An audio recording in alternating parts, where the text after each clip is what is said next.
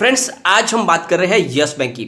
Yes bank के stock में काफ़ी दिन से कोई बड़ी तेजी नहीं है, बल्कि स्टॉक धीरे धीरे 13 के नीचे आ गया और इस वजह से बहुत सारे लोगों को बहुत ही ज़्यादा टेंशन हो रहा है। क्या वाकई में यस बैंक का स्टॉक फिर से 10 रुपीज़ से नीचे चला जाएगा?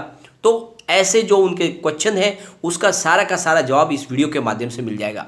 आपके मन में अगर डाउट है तो वो सारे डाउट आज क्लियर हो जाएंगे, क्योंकि कुछ ऐसे चौंकाने वाले आंकड़े आपके सामने आएंगे जिससे आपको समझ में आएगा कि वाकई में यहाँ पे अंदर ही अंदर चुपके बहुत सारी खरीदारी की जा रही है। यानी एक तरह से रिटेल इन्वेस्टर को डराया जा रहा है, उनको मिसगाइड किया जा रहा है, लेकिन दूसरी तरफ बहुत सारी खरीदारी हो रही है। अब वो खरीदारी कौन कौन कर रहे हैं और कौन ऐसे लोग हैं जो इसमें से निकल चुके हैं, तो वो बहुत सारे जो आंकड़े हैं वो आपको समझना चाहिए, आपको जानना चाहिए। दूसरी तरफ यस बैंक कितनी अंदर से मजबूत हो रही है और यस बैंक आने वाले समय में एक बड़ा विस्फोट कर सकती है, एक रिजल्ट में बड़ा धमाका कर सकती है, क्योंकि जिस तरह से यस बैंक लगातार अपने एनपीए को अग्रेसिव तरीके से रिकवर करने की कोशिश कर रही है, वो आने वाले समय में जो उनका रिजल्ट आएगा वो रिजल्ट बहुत ही ज़्यादा बेहतरीन हो सकता है। लगातार आपने देखा होगा रिजल्ट तो बहुत ही अच्छे बताए, लेकिन उनकी मुश्किल सबसे बड़ी यह है कि एक निगेटिव माहौल बना दिया गया है यस बैंक को लेकर।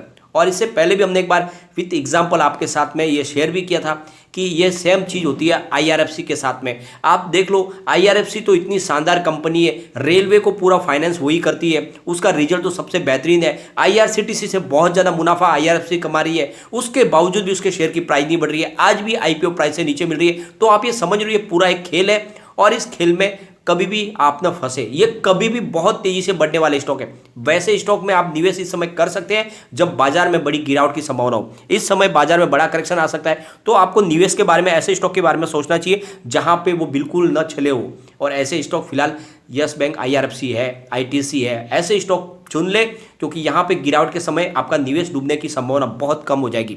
तो पूरी वीडियो में आपको सारी जानकारी मिल जाएगी, जिससे आपको भी हिम्मत होगी कि ये मौका है यस बैंक में नया निवेश करने का। लेकिन फ्रेंड, उससे पहले अगर आप पहली बार हमारे चैनल पे आए तो चैनल को सब्सक्राइब कर दीजिए, एक बेल आइकॉन दबा दीजिए ताकि जब भी नया वीडियो बने पहला नोटिफिकेशन आपको मिले। वीडियो पसंद आए तो लाइक शेयर जरूर कीजिए। चलो फ्रेंड, वीडियो स्टार्ट करते हैं। मैं हूँ आपका दोस्त एसबी दवे और हमारे अपने चैनल ऑनलाइन कमाई में आपका बहुत बहुत स्वागत है। सबसे पहले हम कारोबार को डिस्कस कर लेते हैं।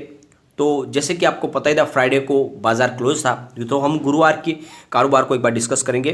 तो स्टॉक ओपन हुआ था 13.05 पर, 13.05 की हाई थी, लो था 12.80 का और एंड में 12.85 पर 1.15% डाउन के साथ क्लोजिंग आई थी इसकी। और ओवरऑल पूरे बाजार में गिरावट थी, आपको पता ही है, प्रॉफिट बुकिंग चल रही है और इस वजह से फिलहाल सेंसेक्स भी 60,000 से नीचे आ गया और इस वजह से यहाँ पे भी हमें थोड़ी सी गिरावट देखने को मिली है। एक बार हम बीएससी की बात कर लेते हैं। तो बीएससी में करीब 1,55,44,000 का वॉल्यूम हुआ और सामने 73,73,000 की डिलीवरी उठाएगी और डिलीवरी का परसेंटेज 47.43% है। अब हम बात एनएससी की कर लेते हैं। तो 5,95,37,000 का वॉल्यूम हुआ, सामने 2,80,20,000 की डिलीवरी उठाई गई और डिलीवरी का परसेंटेज है 47.06%। तो दोनों एक्सचेंज में अच्छा खासा कामकाज हुआ है।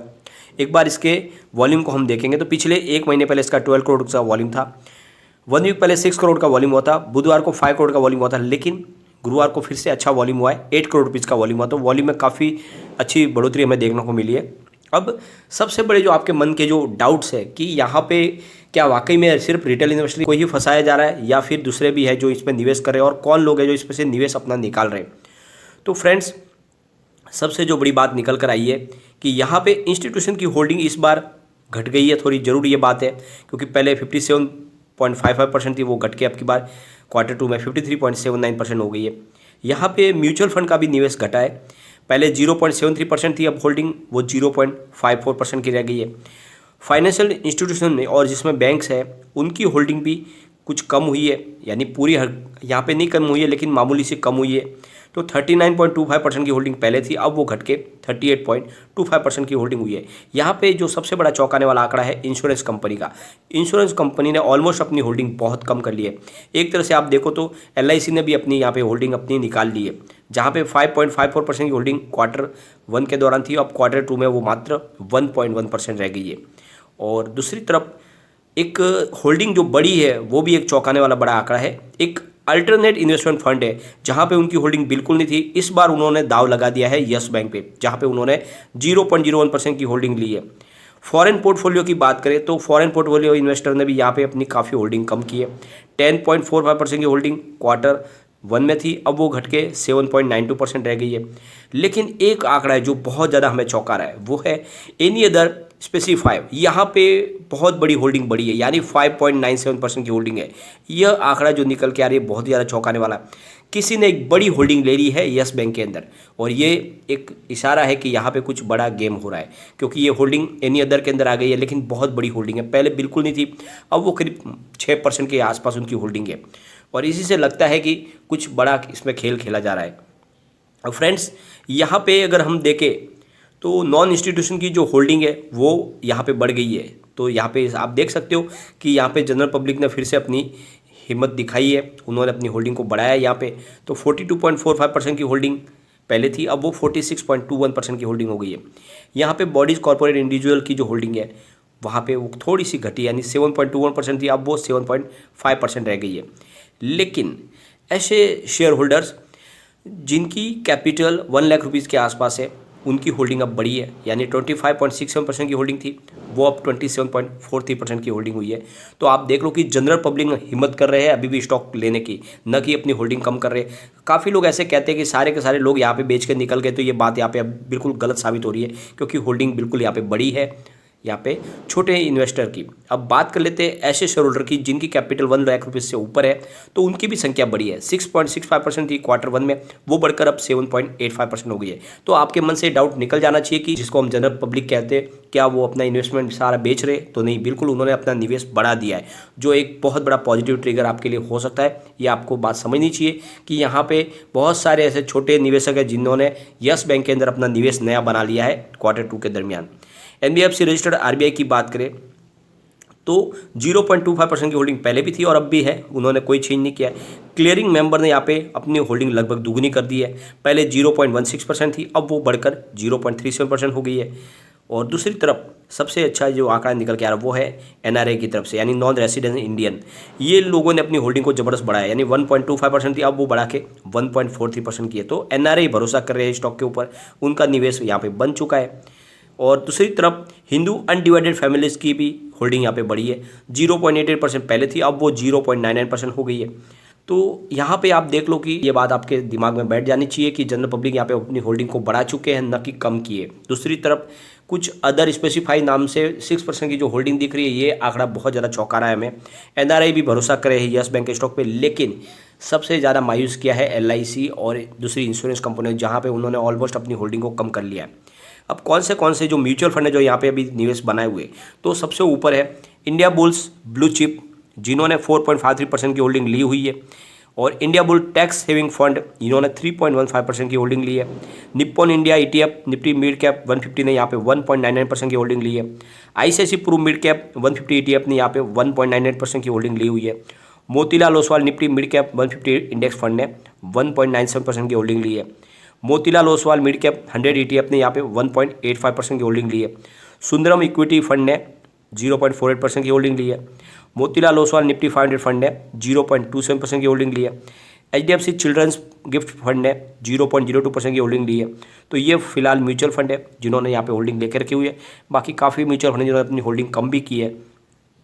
अब सबसे बड़ी बात जो निकल के आ रही है कि क्या वाकई में यस बैंक में हमें निवेश करना चाहिए या नहीं, तो वाकई में बात यह है कि यहाँ पे आपको निवेश करना चाहिए, क्योंकि यस बैंक की सेहत लगातार इम्प्रूव हो रही है। यहाँ पे जो रेटिंग एजेंसियाँ है वो रेटिंग लगातार बढ़ा के दे रही है, और कोई भी रेटिंग एजेंसी गलत रेटिंग कभी देती नहीं है, वो उसके फाइनेंशियल कंडीशन को देख के ही रेटिंग देती है। तो यहाँ पे मूडीज की तरफ से पिछले दिनों जो रेटिंग निकल कर आई है, वहाँ पे उन्होंने अच्छी खासी रेटिंग बढ़ाई है। उनका कहना है कि फाइनेंशियल हेल्थ है वो बहुत ज़्यादा इंप्रूव हो रही है यस बैंक की, और इसीलिए उन्होंने जो रेटिंग थी B3 उसको बढ़ा के B2 कर लिया है। तो आप समझ लो कि जो रेटिंग एजेंसियाँ भी विश्वास करें यस बैंक के ऊपर। दूसरी तरफ यस बैंक लगातार अपने उनका NPA है पुराना, उसको रिकवर करने के लिए एग्रेसिव तरीके से कोशिश कर रही है। जो स्टेप उठाए जा रहे हैं वो बहुत ज़्यादा पॉजिटिव है। तो पिछले दिनों उन्होंने करीब 14,02,991 इक्विटी शेयर एक्वायर कर लिए है, जिसकी फेस वैल्यू 10 रुपीज़ के एशियन होटल है। ये शेयर इनके पास गिरवी थे और जो उन्होंने लोन डिफ़ॉल्ट कर गए थे, तो इसके बदले में उन्होंने